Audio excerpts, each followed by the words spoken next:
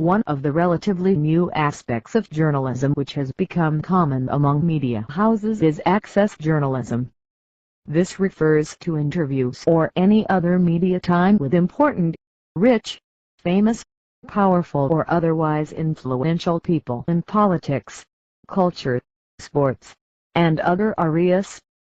It is used to refer to the compromises journalists must make in order to have, maintain or retain access to sources and places that would be denied them, were they to offend those who control access.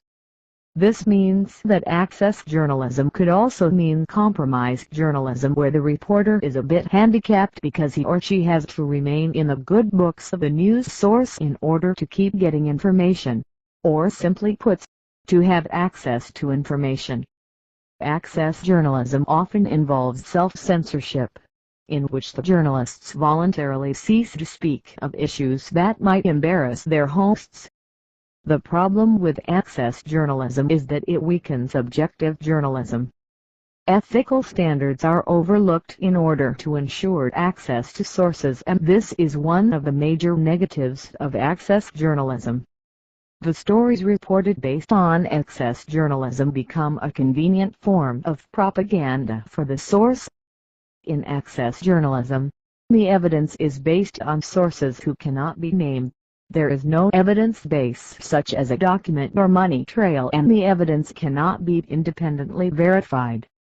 It also serves one side's agenda, usually the government's side.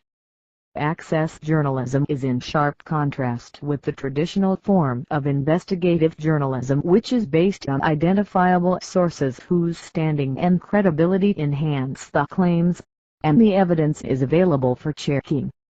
Unlike access journalism, traditional investigative reporting serves no one's agenda, in that several sides of the argument are heard, allowing readers to make up their own minds as to the truth. It also takes a painstaking amount of time to build the evidence base, allow balance, and get legal advice if needed. Access journalism definitely does not provide a platform for objective investigative reporting. The investigative journalist should understand that an allegation is not necessarily a story, nor is a link to something automatically evidence. There is need for proper reliable sources and transparency in the investigative process in order not to slaughter ethics on the altar of access.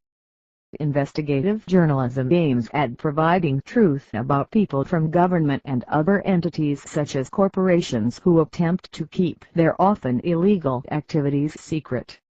If the purpose is to expose such actions so that those involved can be held accountable, then access journalism will be ineffective in achieving this goal.